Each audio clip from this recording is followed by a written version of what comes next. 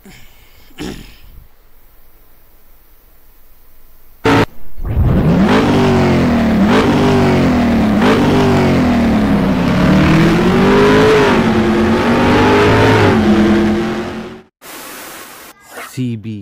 Custom. তো আজকে ভিডিওটা হচ্ছে কৈলাল, নবাবগঞ্জ কৈলাল টু ঢাকা। ঢাকা তো এখন কৈলাল বাজার থেকে রওনা দিলাম ঢাকার উদ্দেশ্যে।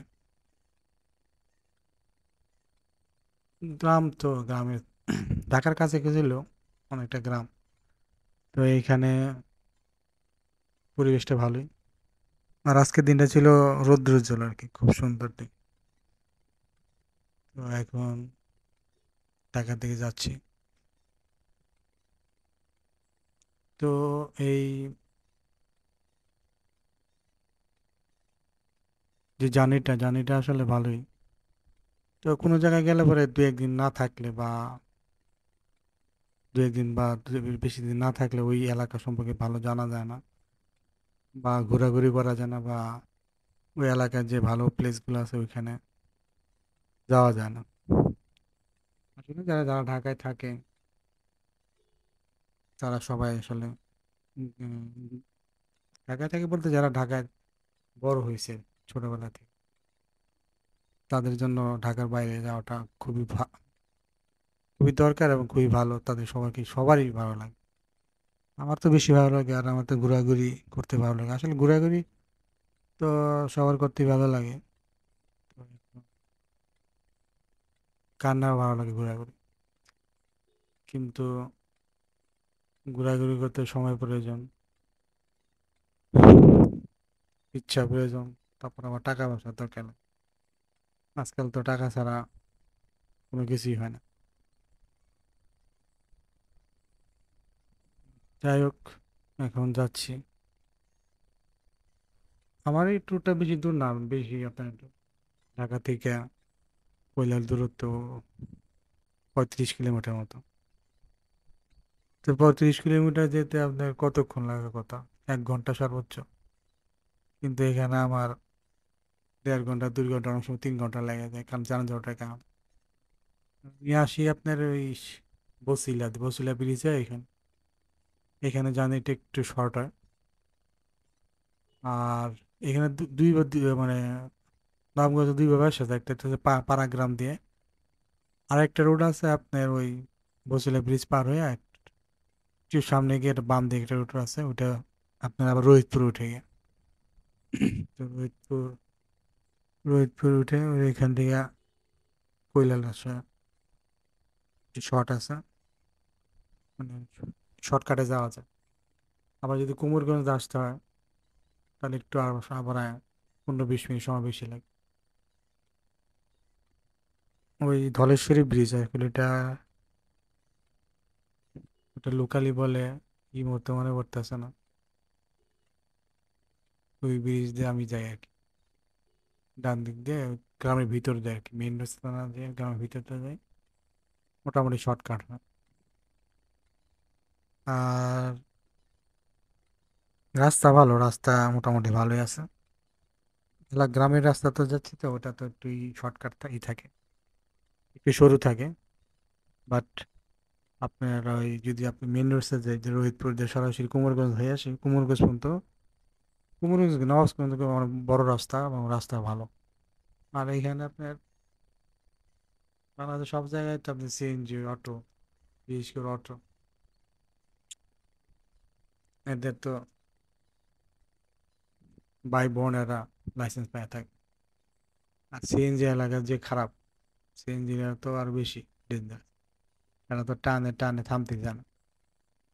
ঢাকার ভেতরে যেমন অবস্থা, ঠিক তেমনি আপনার ওই গ্রামও তার বেশি খারাপ। আসলে নিয়ম কানুন আছে, কিন্তু নিয়ম কানুন তো আমরা কেউ মানতে চাই না। সমস্যা আমার ক্ষেত্রে কি, সবার ক্ষেত্রে সুযোগ পাইলেই নিয়ম ভাঙার চেষ্টা করি। আসলে এগুলো ঠিক না, কারণ নিয়ম মতে চলে সবার জন্য ভালো। অ্যাক্সিডেন্ট বা দুর্ঘটনা তো ঘটবে, কিন্তু দুর্ঘটনার পরিমাণটা অনেক কমে যাবে। যদি আমরা নিয়ম কানুন মতো চলি। আর যারা একটু ইয়াং বাইক চালায় তারা তো সিএনজি থেকে খারাপ।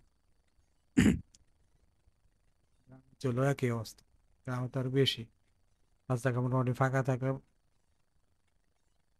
হ্যাঁ সমাজে টানতে থাকে। আর যেটা হলো নবাবগঞ্জ তো অনেক এই বাইক, প্রচুর পরিমাণ বাইক আছে মানুষ, অনেকের আবার লাই আছে, নাম্বার আছে, নাম্বার ছাড়া আছে, সবকিছু আছে। আর আসলে ঘোরাটা তো সবার জন্য জরুরি, ঘুরলে পরে মনটা ভালো হয়, ভালো লাগে, ঘুরতে কান্না ভালো লাগে। যাই হোক, আমি যতটা চেষ্টা করি বাইরে ঘুরতে, কিন্তু আসলে কাজ করি তো, কাজ করার কারণে অতটা সময় পাওয়া যায় না বাইরে যাওয়ার, যার কারণে যাওয়া হয় না আর কি। দেখি আস্তে আস্তে চেষ্টা করবো রেগুলার মোটামুটি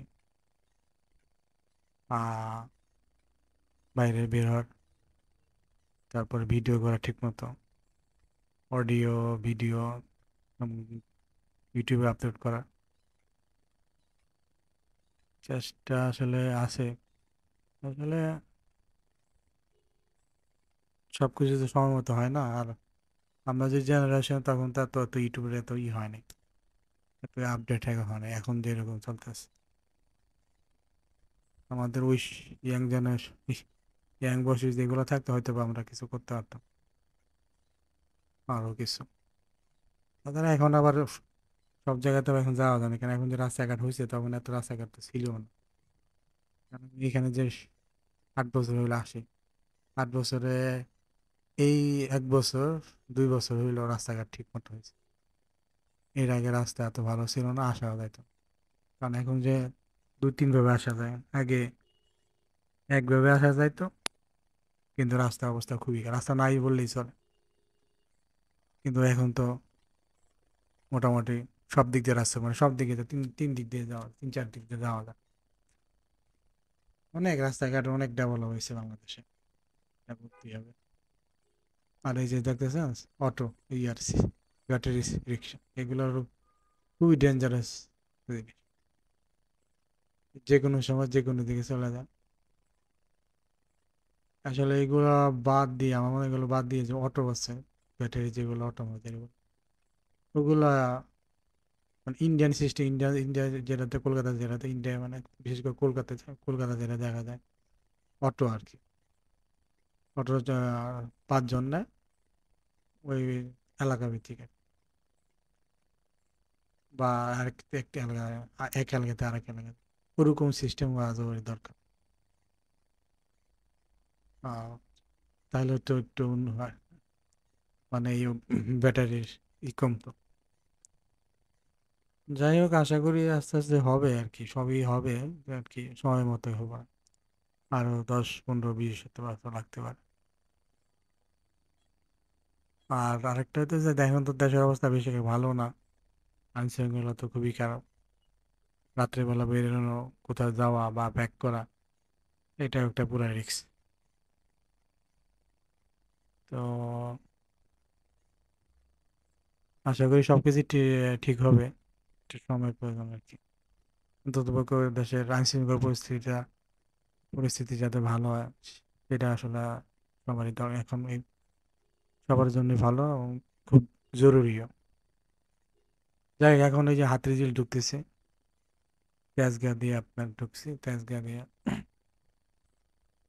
আর হাতিরঝিল অলরেডি ঢুকতেছি, এর গাতে এখনো ঢোকার রাস্তায় আছে। হাতিরঝিল দিয়ে গিয়ে পুলিশ প্লাজাতে ঘুরে তারপরে এই যে আমি এখন বাসা, আমার এলাকা, আমার বাসা, আমার এসে পড়ছে এইখানেই, এখানে আমার বাসা। তো আজকের মধ্যে এখানেই শেষ করি, ট্যুর শেষ। তো সবাই ভালো থাকবেন, আশা করি আমার সামনে ভিডিও দেখবেন, আর যদি পছন্দ হয় লাইক টেক করে দিন আর কি। ঠিক আছে, তো আবার বলতেছি, ভালো থাকেন সবাই। Yeah.